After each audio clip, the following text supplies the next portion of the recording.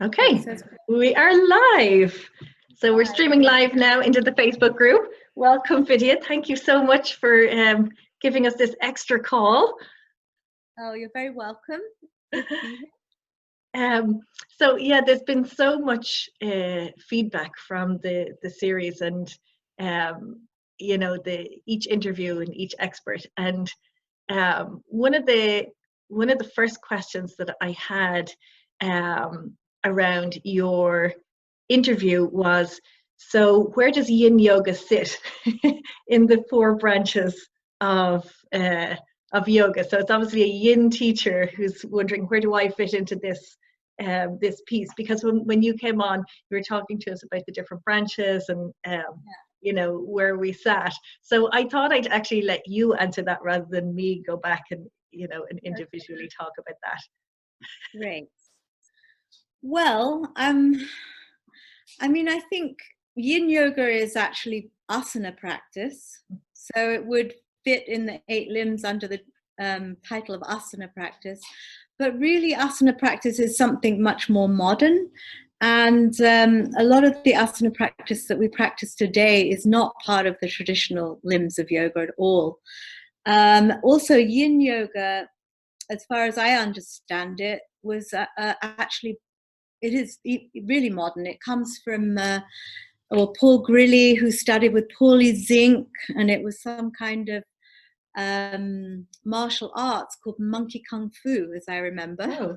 And so Paulie Zink, who was the person that brought yin yoga to the West and kind of created it, he's still alive. So it's, I would say yin yoga is a very modern form of asana.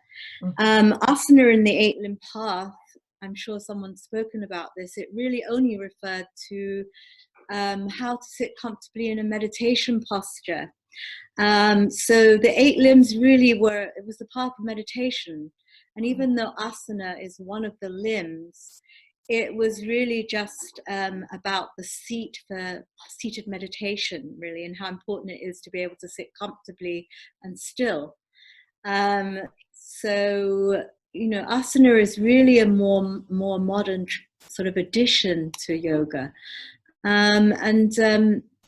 I think as modern yogis, we can, you know, it's often a portal into becoming interested in the philosophical, you know, part of yoga. Also, you could look at it as a moving meditation as well. You know, we can actually practice kind of some of the meditation techniques whilst doing asana and you know, choose to let go of any thoughts or feelings that are coming up while we're practicing, and just stay really focused on the practice and turn our attention inwards. So this would be kind of like treating our yoga practice as a form of meditation. And so I think I like to teach like that. When I teach people, I really like to create a meditative atmosphere and to have them really become introverted in their practice, introspective, in their practice. And but I mean, I would say that asana really isn't part of the traditional branches of yoga. I think that's just pointing to some people. In fact, I read this book. I can't remember off the top of my head what it was called. It was about asana and where it came from. And are you familiar with that book? It was, I just totally, the name went out of my head. I'll let you know later, I'll post it. Okay. But it was really a book about where asana originated from. And it was quite shocking to find out how much of asana is actually from Danish gymnastics and wrestling moves as well. So there was a lot of the asana we practice today didn't even exist in traditional yoga. I think sun salutations have more of a historical background, because they were actually originally supposed to be prostrations to the sun god Surya. We're going back a long time in India where the elements were worshipped as gods. And so Surya, who is the sun god, was the sun salutations were prostrations to the sun god. So they are more ancient, that practice, but it was actually a form of worship. Ah, very good. Yes, yeah, I've heard other teachers talk about the relationship between the sun salutation and the sun, and also not just the physical sun, but the sun being like your your inner sun or your higher self. Yeah, well, I think the sun can be a metaphor for that, you know, because it's always present, it's always shining. And even when it's cloudy and it's obscured by clouds, it's still there shining, and it's actually untouched by the clouds. So it's a great metaphor for the self also. Mm. But you know, you can understand why in more pagan times the sun was actually worshipped. I know we talk about worshipping the sun now, but we're usually referring to sunbathing. But actually, you know, like just allowing, because without the sun, there'd be no life here on Earth, right? So it makes sense that we would worship the sun, really. And yeah, but you know, I think whilst I think asana is beautiful and it's a beautiful practice and we can practice it in a meditative way, and also it can bring us to being curious about the other aspects of yoga, it is a fairly modern component, and particularly a lot of the practices we do today, like vinyasa flow, which I teach, you know, it's a physical practice, and I try to make it as meditative as possible, because I really like creating that kind of atmosphere. But you know, and I think that we could do everything in life, you know, as if it was sacred, because in one way it is, you know. You can cook dinner in a way that makes that action sacred as well, you know. Yeah. We can also be very distracted and not really present with the things that we're doing as well. So I really think that the more you become aligned with who you really are, and you feel that deep peace and contentment of being aligned with yourself, the more you just really make every action that you do sacred. I mean, in the Gita, it really advises you to do that. To everything you do should be made as an offering to Ishvara. So it's like, and because in gratitude, because we have been given so much, you know, we didn't do anything to get this body, to get this amazing human life. You know, it just suddenly appeared, and you know, and I think our only real response to it needs to be gratitude, you know, in everything we do. Mm-hmm. So in the Gita, it tells us to offer up all of our actions, you know, whether it's our yoga practice, whether it's cooking dinner, you know, going for a walk with your dog, whatever it is, you offer it all up to Ishvara. You take it all as a act of worship or prayer. Mm-hmm. And then I think that really transforms your life, because you're not doing just to get something out of life or because you have to, but it's kind of doing from a place of joy, of prayer, of gratitude. Everything. Brilliant. Yeah. I love that you mentioned the Gita, because in your advanced trainings, you do, like, you split them into the Gita and the Sutra, and like, your knowledge of the Gita is, I think, amazing. Like, you've obviously studied it in detail. I'd love you to talk a bit more about the lessons from the Gita. Yeah, well, the Gita's become my favorite yogic text, and it's also a text that is a Vedantic text, and I've actually come to understand that everything you need to know about life is in the Gita. And I think, you know, the first time I read it years and years ago, I just didn't get it at all. And I actually was kind of thinking, why is Krishna being so mean to Arjuna? And why is he, you know, like Arjuna was a pacifist, and he didn't want to fight. And Krishna was telling him he had to fight. So I was kind of, at that time, I was a pacifist, and I just thought, well, Arjuna's right; he shouldn't fight, you know. But I didn't really see it as a metaphor, you know. And I think that basically Arjuna's being asked to do his duty, and I think that one of the things the Gita tells us is that we're all here to do something. We all have a svadharma. We all have a calling. And it's very important you find out what that is and then do it, you know. And in Arjuna's case, he was a prince, and his job was to go to war because there were some baddies who were, had taken over the kingdom, and his job was to get the kingdom back, and that he didn't have any option.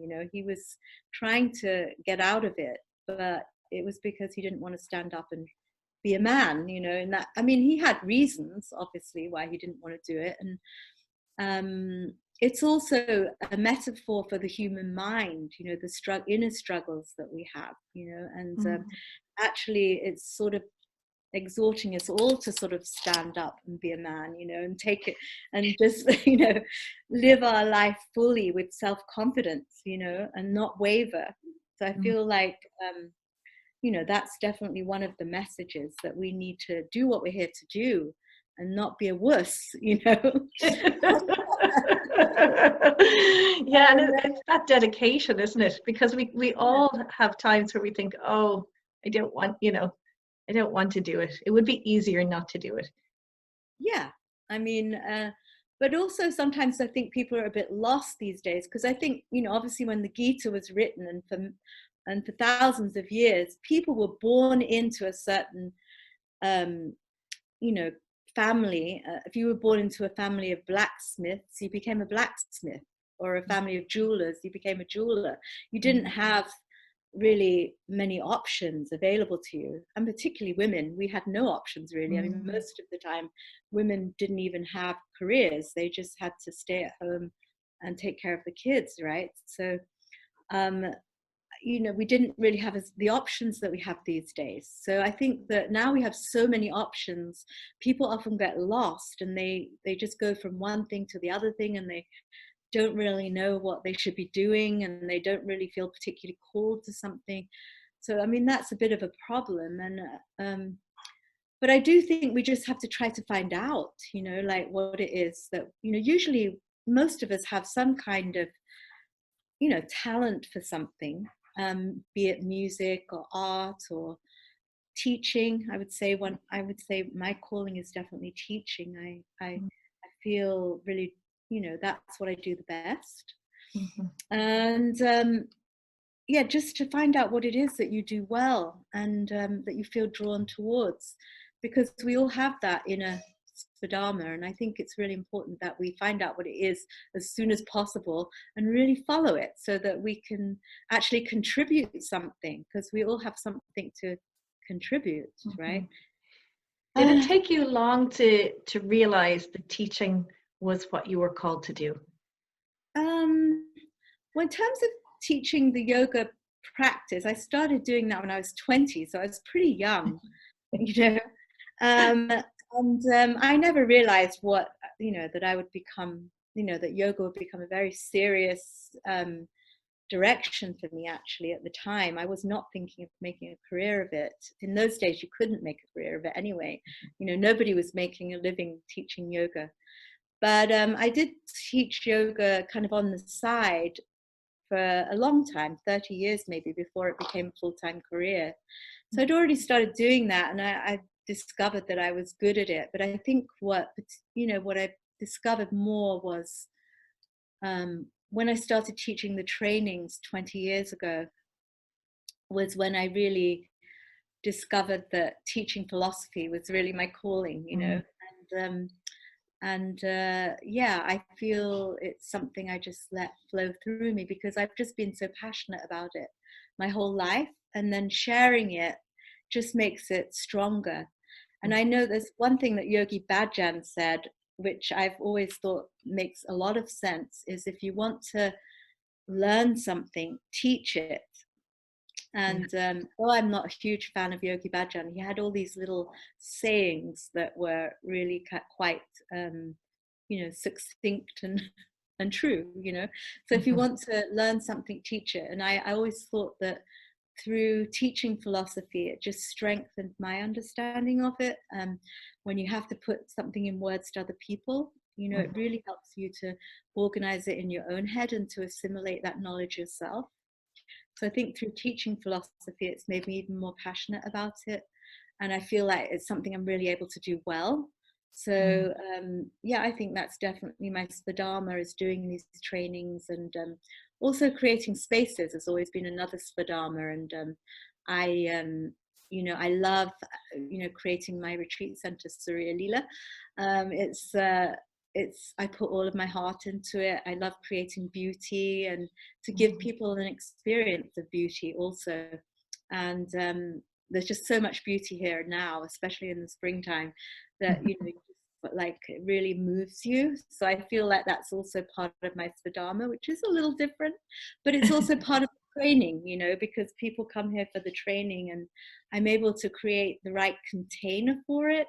And so I love to teach, and I love to just create this space that really holds the trainings in a beautiful way. So Right. yeah, And that's really clear, because every time we go to Surya Leela, it's grown and developed and become, even, you don't think it's possible, but more beautiful every time. yeah. No, definitely. I just keep wanting to add value and to add beauty, and so that it really feels like this heaven on earth. I mean, that's how it feels right now to me, and I'm just Yes. thrilled by that, you know. Just to go back to the Gita, because I didn't want to Yeah. lose that, because there's a Yes. lot more things in the Gita that I feel are really important to emphasize. You know, another thing that is really important in the Gita is equanimity. Krishna constantly talks about equanimity, and when Arjuna asks him, "What does an enlightened person look like? How do they behave?" All of this, he's very curious. And what Krishna tells him is just this evenness of mind, like this dispassion towards you know, the good things, and dispassion towards the bad things, because life is constantly up and down, it's joy and sorrow, and to actually, you know, the right attitude towards all of that is to detach yourself and to find this inner balance where it doesn't matter what's happening outside of you. External events are not affecting you. And that's really, I think, the biggest teaching in the Gita. And, you know, coupled with that is the understanding that we have to give up our attachment to the results of our actions. So, or the fruits of your actions, you hear it translated as sometimes. What that means is the same thing, really, is that we have to do our best at all times. We try to do our best given all the information that we have. We try to just do the appropriate thing. We try to have the appropriate response. And then we let go of being attached to the outcome. And it's a huge thing, because most of the time we're super attached to the outcome. So I don't think it means that we don't have preferences. This was something my teacher clarified for me, because I always used to think, well, it's impossible. You know, if you take an exam, you want to pass, you know, it's natural, right? Yeah. But if you've done your best, then you've done everything you can, and then you have to let go.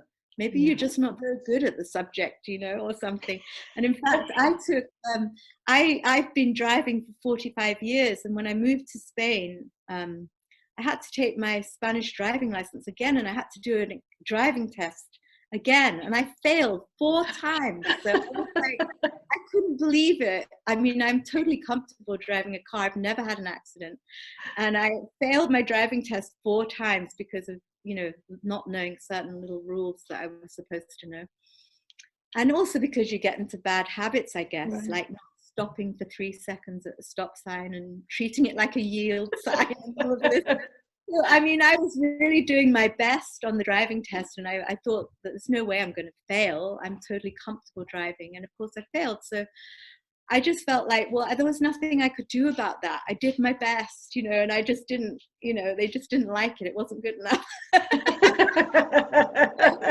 can you do about that? I could have, you know, like moped and moaned and complained about it, but I just had to say, well, I'll have to try again, you know. Yeah. So I just think that, of course, we're going to have a preference, you know, so I would have preferred to pass the first time. It was a bit of a drag, you know, but at the same time, it's out of our hands. Once we've done our best doing anything, we have to realize that it's not up to us. There are many other factors in the field, is what they point out in the Gita. And so you don't always get what you want. You know, it's not possible for you to always get what you want. It wouldn't work. It's not you know, if we both support the same, if we both support a different football team and they're playing a match together, one of us is going to be disappointed. So God is not on anyone's side, you know, like, and sometimes you're going to win and sometimes you're going to lose, and sometimes you're going to get what you want and sometimes you don't. So the whole point is that you just don't mind what happens. You know, you might have a preference, but if it doesn't happen, then you just let go of it with good grace, and you don't make a big deal out of it, you know, whatever it is. Sometimes it's a really difficult thing, like maybe your marriage has failed, you know, and your husband's left you or something like that. So that's a bit more dramatic. Mm-hmm. Sometimes people you love die, and it doesn't mean that you wouldn't be sad. It's normal and human, but you wouldn't hold on to it. You'd let it go because you know that death is part of life and everyone has to die, right? So you don't make huge drama out of it.